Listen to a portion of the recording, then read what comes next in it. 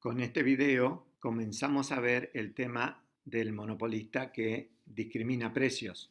Y dentro de este tema lo que vemos es la discriminación por separación de mercados. Comencemos entonces introduciendo el tema.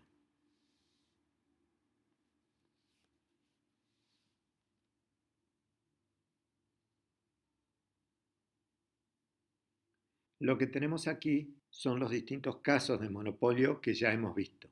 Todos son de monopolio simple, es decir, tratan sobre un monopolista que cobra el mismo precio por el producto que vende a todos los consumidores. Ahora lo que vamos a pasar a ver es el monopolista que discrimina precio, es decir, que cobra precios diferentes a diferentes consumidores y algo que es fundamental, por el mismo bien. Esto quiere decir que si el monopolista segmenta el mercado y adapta el producto a cada segmento generando costos, para después cobrar precios diferentes, no va a estar discriminando precios tal como lo vemos a continuación. Cabe aclarar además, como ya lo dijimos también en el video que presentamos el monopolio, que hay tres tipos de monopolista discriminador.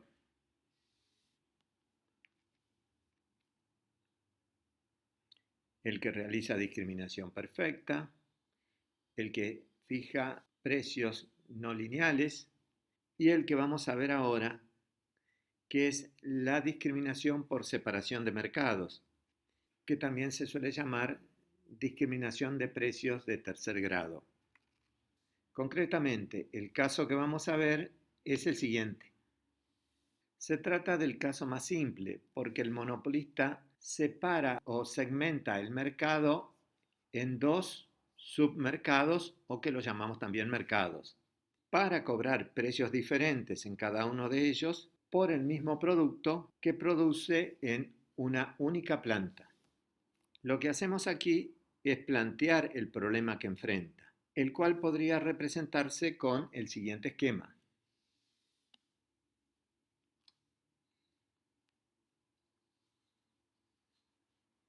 Como siempre, el objetivo del monopolista va a ser maximizar beneficios y para lograrlo va a tener que determinar cantidades producidas y vendidas igualando costo marginal con ingreso marginal y usar después las demandas que enfrenta para fijar los precios.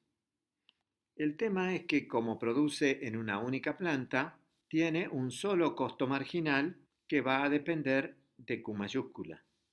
Y como vende en dos mercados, tiene dos demandas, una para cada uno de estos mercados, ambas con sus respectivos ingresos marginales asociados, y ambas funciones van a depender de Q minúscula, que va a ser la cantidad que vende en cada uno de estos mercados.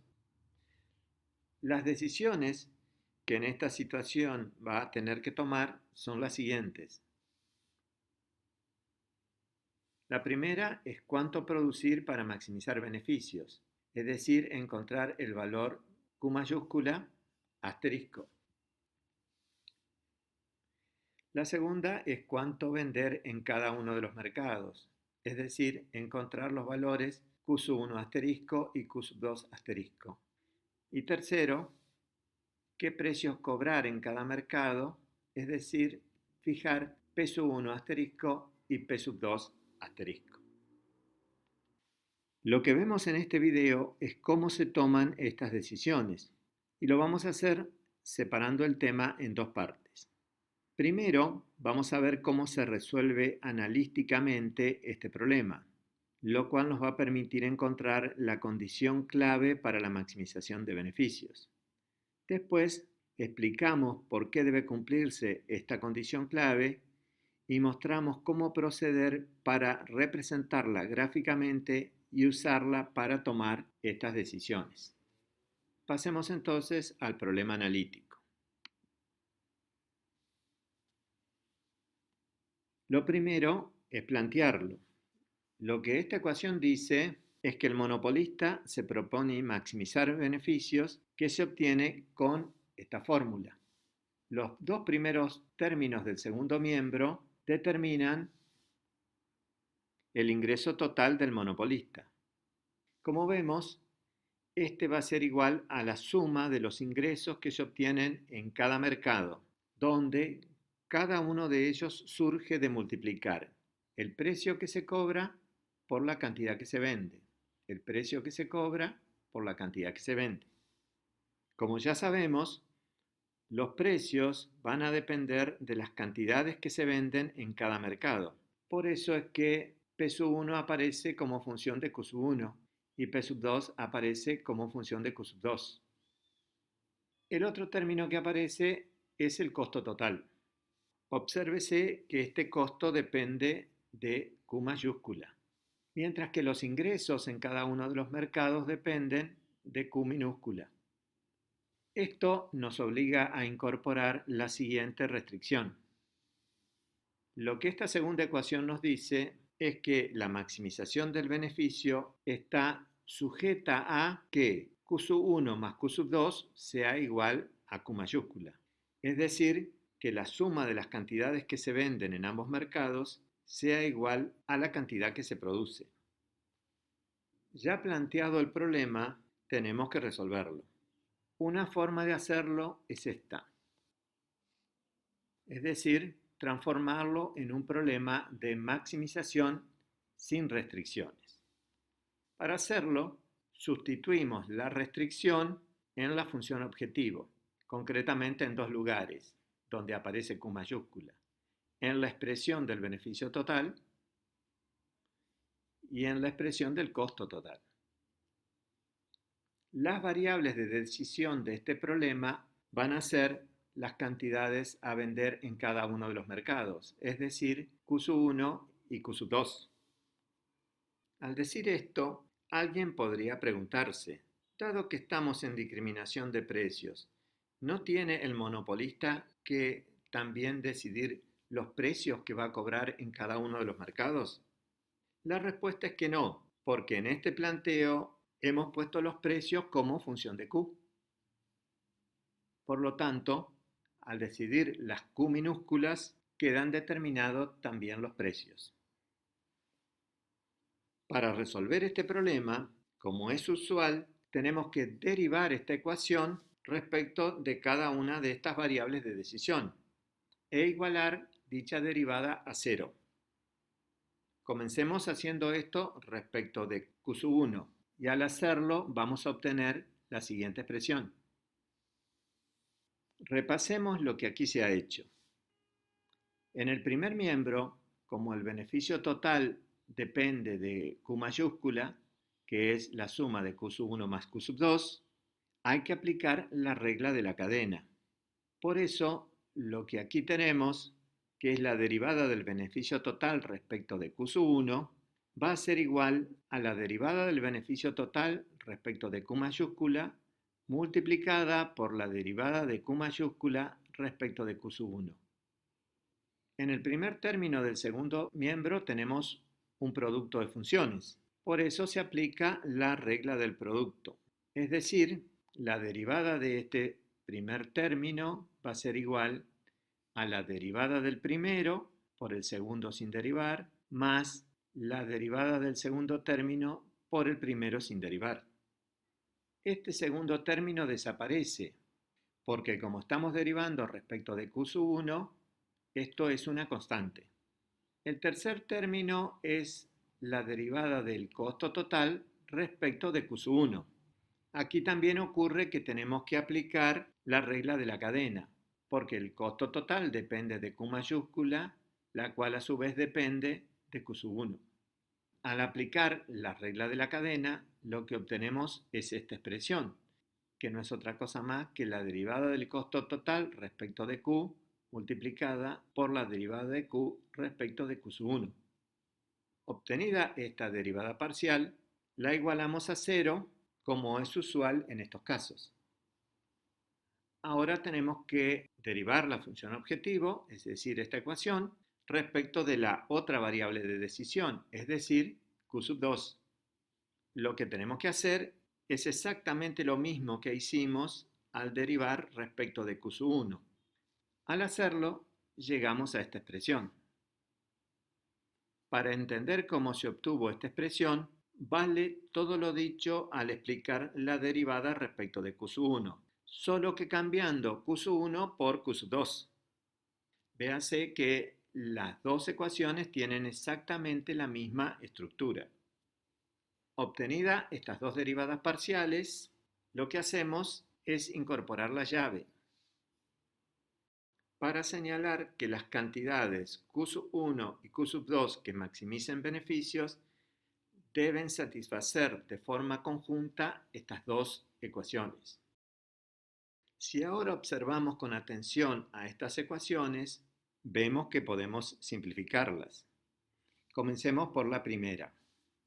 Como Q mayúscula es igual a Q1 minúscula más Q2 minúscula, la derivada de Q mayúscula respecto de Q1 va a ser igual a 1, dado que esta expresión es lineal y el coeficiente de Q1 es 1.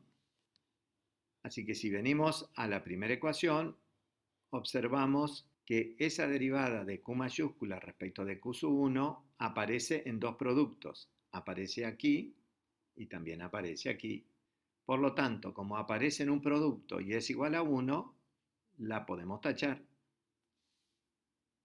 La derivada de Q1 respecto de Q1, como es la derivada de una variable respecto de sí misma, también es igual a 1. Y como también aparece en un producto, la podemos tachar. Por último, la derivada del costo total respecto de Q mayúscula no es otra cosa más que el costo marginal. Así que la podemos pasar al otro lado del igual y entonces esta primera ecuación queda de esta forma. También aquí hemos hecho otro cambio. Como la derivada de P1 respecto de Q1 es negativa, porque es la derivada de esta ecuación, que es la inversa de demanda y tiene pendiente negativa, lo que podemos hacer es ponerla entre barras para indicar que tomamos el valor absoluto y ponerla precedida del signo menos. También aquí hemos invertido los dos primeros términos. Primero ponemos P1, que es positivo, y entonces después restamos este segundo miembro con la modificación que dijimos. Y entonces nos queda esta ecuación. Con la segunda ecuación podemos hacer lo mismo.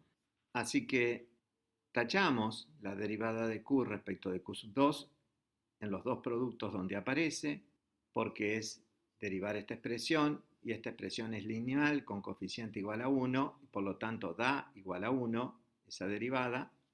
Tachamos la derivada de Q2 respecto de Q2 porque es igual a 1 por ser la derivada respecto de la misma variable.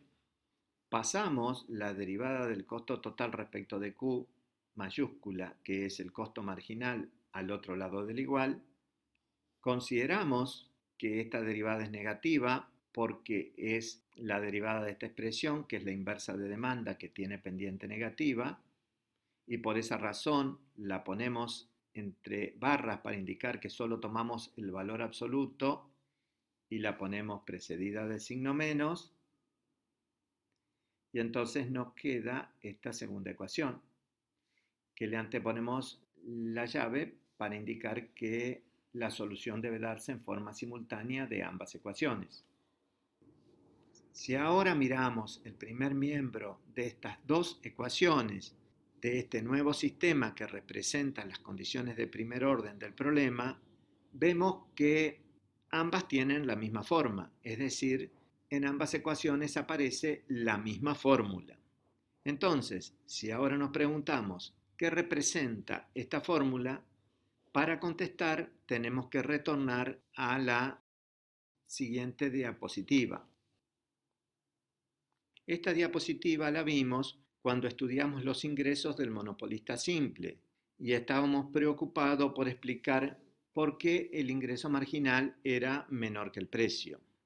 En esa oportunidad, quien nos dio la respuesta es esta ecuación.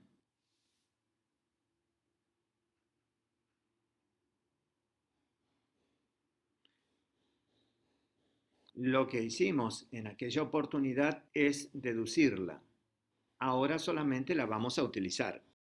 Entonces, si ahora retornamos a la diapositiva que estábamos, lo que observamos es que lo que aparece en el primer término de estas dos ecuaciones es esa misma fórmula, que no es otra cosa más que el ingreso marginal que el monopolista obtiene en cada uno de estos mercados.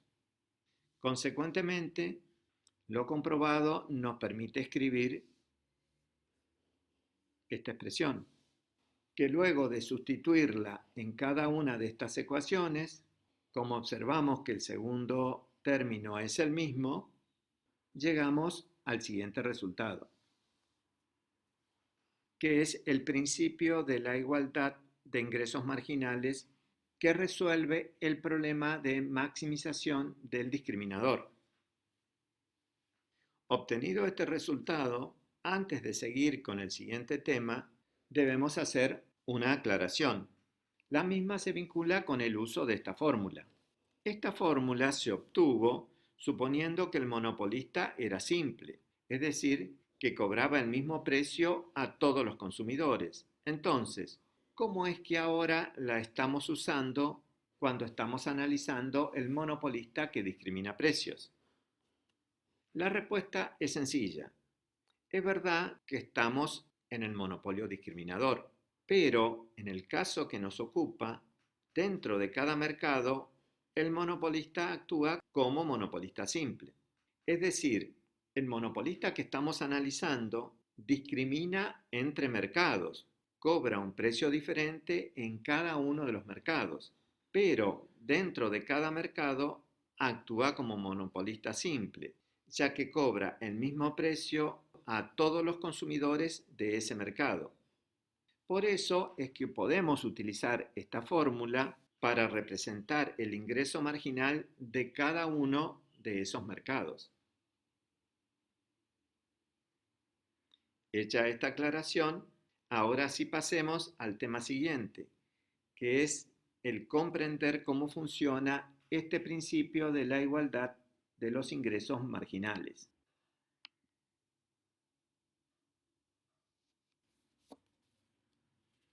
Aquí tenemos los dos mercados donde se supone que el monopolista vende, con sus respectivas demandas y el ingreso marginal que se deriva de cada una de ellas. Supongamos ahora que el mercado 1 vende 11 unidades, cobra un precio peso 1 prima y genera un ingreso marginal de 52 pesos. En el mercado 2 vende 14 unidades, cobra un precio peso 2 prima y genera un ingreso marginal de 48 pesos. Para poder hacer estas ventas en ambos mercados, va a tener que producir 25 unidades. ¿Qué está pasando aquí? Como vemos, el monopolista está discriminando precios, ya que cobra un precio distinto en cada uno de ambos mercados. Pero no se está cumpliendo el principio de la igualdad de los ingresos marginales. Consecuentemente, deberíamos concluir que el monopolista no maximiza beneficios. Comprobemos que efectivamente es así. Si se incrementa la cantidad vendida en el mercado 1 en una unidad, el ingreso total se va a incrementar en 52 pesos, porque ese es el ingreso marginal en ese mercado. Recordar que el ingreso marginal nos muestra la cantidad que se incrementa el ingreso total cuando se incrementa en una unidad la cantidad vendida. Si esta unidad más que se vende en el mercado 1 se deja de vender en el mercado 2, se pierden 48 pesos, porque ese es el ingreso marginal en el mercado 2. En definitiva, esta redistribución de las ventas en ambos mercados va a generar el siguiente resultado. El beneficio total se incrementa en 4 pesos porque los costos no han cambiado ya que se sigue produciendo 25 unidades. lo cual garantiza que ese incremento en los ingresos que surge de la redistribución es 100% incremento del beneficio. Supongamos ahora que después de la redistribución de las ventas en ambos mercados, las cosas quedan así. En el mercado 1 se vende una unidad más. Antes se vendían 11 unidades y ahora se van a vender 12. El ingreso marginal pasa a ser de 50 pesos y el precio que se cobra pasa a ser peso 1 doble prima. En el mercado 2 ahora se vende una unidad menos. Antes se vendían 14, ahora se van a vender 13. El ingreso marginal también pasa a ser de 50 pesos y el precio pasa a ser P sub 2 doble prima. ¿Qué ha ocurrido ahora? Como vemos, ahora sí se cumple la igualdad de los ingresos marginales. Por lo tanto, ahora sí hay chances de estar maximizando beneficios. Ahora no hay posibilidad de redistribuir las ventas y mejorar los beneficios, ya que al ser iguales los ingresos marginales en ambos mercados, lo que se reduce el ingreso total en uno de ellos por vender una unidad menos va a ser igual a lo que se incrementa el ingreso total en el otro mercado por vender una unidad más. También podemos observar aquí que se está discriminando precios, dado que P sub 1 doble prima es mayor que P sub 2 doble prima. Esto hace que este señor se haga la siguiente pregunta. ¿Por qué es posible cobrar precios diferentes? Algo muy importante que está ocurriendo aquí es lo siguiente. Estamos haciendo el supuesto de que el monopolista puede separar mercados. ¿Qué quiere decir eso de separar mercados? Indica que los consumidores de ambos mercados no pueden conectarse entre sí, ya sea en forma directa o indirecta, y realizar intercambios del bien que vende el monopolista. Por ejemplo, una forma de romper con la separación de mercado es cuando un tercero aprovecha la diferencia de precios para hacer operaciones de arbitraje. Ilustremos esto con números. Supongamos que el mercado 1 es Santa Fe y peso 1 doble asterisco es 100 pesos. Y que el mercado 2 es Paraná y que peso 2 doble asterisco son 70 pesos. En este caso, una tercera persona podría comprar el producto del monopolista en Paraná, que cuesta 70 pesos, cruzar el río y venderlo en Santa Fe a 85 pesos. Sin esfuerzo ganaría 15 pesos y rompería la estrategia de discriminación del monopolista. Ya no podría vender más en el mercado 1, es decir, en Santa Fe, a 100 pesos el producto. Para completar este concepto, aclaremos que hay distintos grados de separación de mercados. El caso que nosotros vemos es el más sencillo, donde los mercados son totalmente separables. Esto se comprueba fácilmente si retornamos a la diapositiva anterior. Aquí, en el planteo del problema, las inversas de demanda aparecen con un único argumento, Q sub 1 y Q sub 2, que son las cantidades que se venden en cada uno de los mercados. Esto quiere decir que el precio en el mercado 1 solo depende de la cantidad que se vende en ese mercado y el precio del mercado 2 solo depende de la cantidad que se vende en el mercado 2. Esto garantiza la total separación de ambos mercados. Si quisiéramos suponer que la separación no es tan nítida, en ambas funciones inversas de demanda tendrían que aparecer como argumento Q sub 1 y Q sub 2, es decir, las cantidades que se venden en ambos mercados. Estos casos son más complejos de analizar, por eso en este curso de microeconomía básica no los vemos. Así que, hecha esta aclaración, retornemos a la diapositiva que estábamos, para seguir con el caso de mercados totalmente separados. Y ahora nos preguntamos, ¿es suficiente que los mercados sean separables para que sea posible cobrar precios diferentes en cada mercado? La respuesta es que no, dado que existe otra condición que debe cumplirse. Esta segunda condición puede entenderse al observarse la siguiente relación. Esta es la famosa relación Amoroso-Robinson, que también la habíamos deducido en un video anterior, al estudiar los ingresos del monopolista. Esta fórmula nos dice que el ingreso marginal no solo depende del precio, sino también de la elasticidad precio de la curva de demanda. Utilizándola, podemos expresar la igualdad de ingresos marginales de la siguiente forma. Entonces, como esta igualdad debe cumplirse para que se cumpla la igualdad de los ingresos marginales, y en ella aparecen dos variables, los precios y las elasticidades, no es difícil darse cuenta que para que sea posible cobrar precios diferentes, las elasticidades deben ser diferentes, cuando se alcanza el equilibrio maximizador de beneficios. En definitiva, si le queremos contestar a este señor por qué es posible cobrar precios diferentes, le tendríamos que decir porque se cumplen dos condiciones, que para nosotros van a ser supuestos del modelo. Primero, que los mercados son separables. Y segundo, que la elasticidad de precio de la demanda son diferentes en ambos mercados cuando se alcanza el equilibrio. Respecto de la segunda condición, podríamos avanzar un paso más y decir lo siguiente.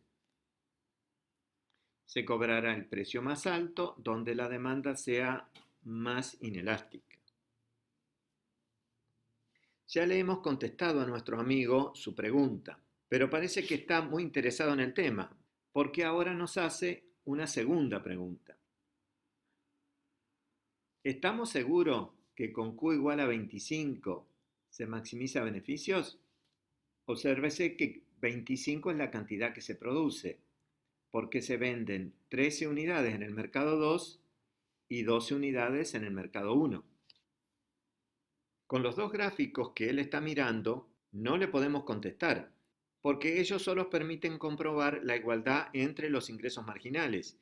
Y lo que nos está faltando para contestar en forma afirmativa esta pregunta es comprender la igualdad de estos ingresos marginales con el costo marginal de producir todo lo que se vende. Adviértase que este costo marginal no lo podemos incorporar en ninguno de estos dos gráficos, por la siguiente razón. Las variables Q que hemos considerado para igualar ingresos marginales no son Q mayúscula, que es lo que importa para el costo marginal. ¿Cómo superamos este problema? Recurriendo a la suma horizontal de los ingresos marginales de ambos mercados.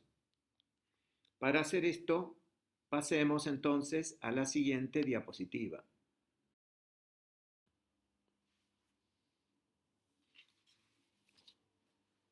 Como señala el título, la sumatoria de los ingresos marginales nos va a permitir encontrar la Q mayúscula óptima y así mostrarle a nuestro amigo cómo tendría que hacer para verificar si en el ejemplo antes presentado Q mayúscula igual a 25 maximiza beneficios. Lo que dice más abajo es lo que explica por qué. Si se realiza la suma horizontal de los ingresos marginales de ambos mercados, se obtiene un ingreso marginal agregado en función de Q mayúscula, que es la variable independiente del costo marginal. Por lo tanto, con esta nueva curva de ingreso marginal sumatoria, se va a poder verificar si se cumple la igualdad de costo marginal igual a ingreso marginal y determinar qué cantidad debe producirse para maximizar beneficios. Pero seamos ordenados y vayamos por parte. Primero tenemos que encontrar el ingreso marginal agregado o ingreso marginal sumatoria. Después vamos a ver la solución óptima. Para encontrar el ingreso marginal agregado, debemos hacer una vez más la suma horizontal de dos curvas. Como ya sabemos cómo se hace, las explicaciones van a ser rápidas. Comenzamos agregando el sistema de ejes coordenados donde vamos a graficar el ingreso marginal agregado. Nótese que la variable en el eje horizontal es Q mayúscula. Trazamos ahora una línea a la altura del precio de reserva en el mercado 1. Trazamos una línea horizontal a la altura del precio de reserva del mercado 2. Nos situamos en este punto del ingreso marginal y marcamos la coordenada de Q1. Vamos al eje horizontal y señalamos este segmento. Nos vamos al gráfico agregado y marcamos el mismo segmento. Esto nos permite marcar este punto. Y seguidamente este segmento. ¿Qué hemos hecho hasta aquí? Sencillamente hemos individualizado este segmento del ingreso marginal del mercado 1 y lo hemos trasladado al gráfico agregado. ¿Por qué hicimos esto? Porque para precios que se encuentran entre la franja que generan los precios de reserva en ambos mercados, solo se vende en el mercado 1. Por lo tanto, el ingreso marginal agregado es idéntico al ingreso marginal del mercado 1. Ahora, para precios inferiores al precio de reserva del mercado 2, se venderá en ambos mercados. Por esta razón, para encontrar lo que falta del ingreso marginal agregado, procedemos de la siguiente forma. Nos vamos al mercado 1 y medimos este segmento. Lo trasladamos al sistema de ejes agregado. Venimos al mercado 2 y marcamos este segmento. Nos trasladamos al agregado y agregamos este segmento. Lo que hemos hecho es determinar el punto por donde pasará el ingreso marginal agregado cuando sea 0, que va a ser este punto. Así que ahora ya estamos en condiciones de completar la curva de ingreso marginal sumatoria y lo hacemos. Ya tenemos una curva que nos muestra cómo cambia el ingreso marginal cuando cambia Q mayúscula, que como sabemos es la variable del costo marginal. Así que ya estamos en condiciones de encontrar la cantidad de producción que cumple con la condición costo marginal e igual a ingreso marginal y permite determinar la cantidad producida que maximiza beneficios. Para hacer esto procedemos así. Comenzamos eliminando todo lo que marcamos en el gráfico para obtener el ingreso marginal agregado, pero que no lo vamos a necesitar para el trabajo que nos falta. Incorporamos en el sistema de ejes agregados la curva de costo marginal. Ahora ya estamos en condiciones de determinar el valor de Q mayúscula que maximiza beneficio. Y lo hacemos. Es el valor Q asterisco que iguala ingreso marginal sumatoria con costo marginal. Este Q asterisco sería el Q igual a 25 del ejemplo que desarrollamos hace un momento. Si fuera verdad que vendiendo 13 unidades en el mercado 2 y 12 unidades en el mercado 1, se maximizan beneficios. Claro que aquí en este gráfico no lo sabemos. Nos falta el gráfico con las curvas agregadas.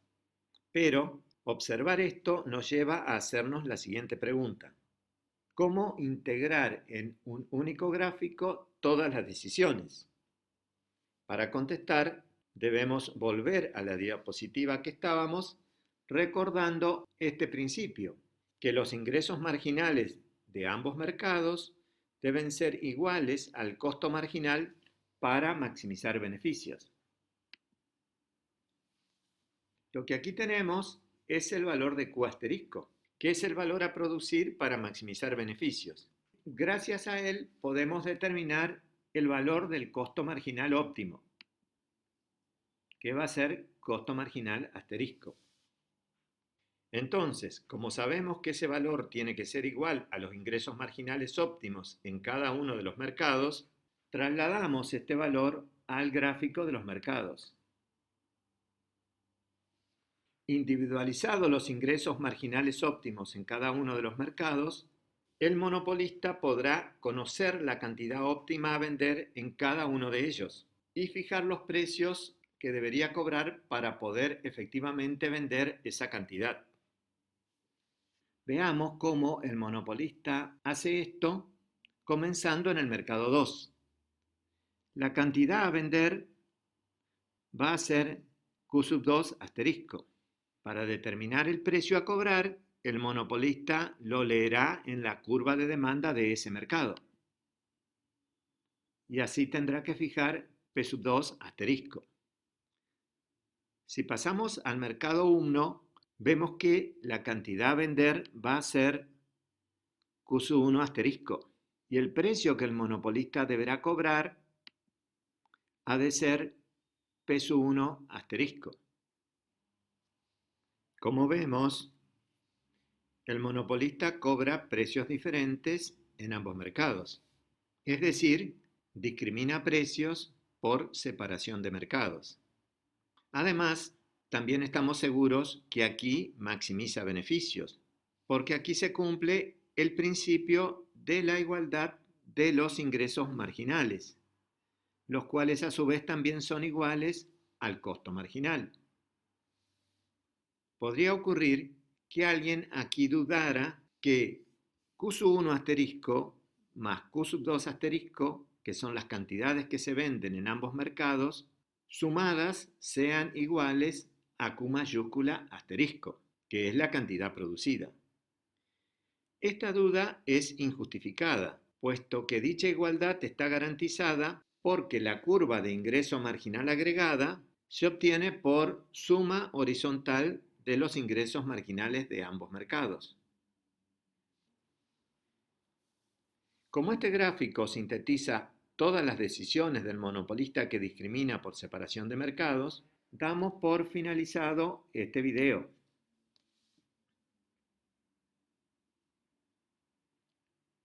En el próximo vamos a comparar a este monopolista discriminador con un monopolista que también vende en dos mercados, pero no discrimina precios.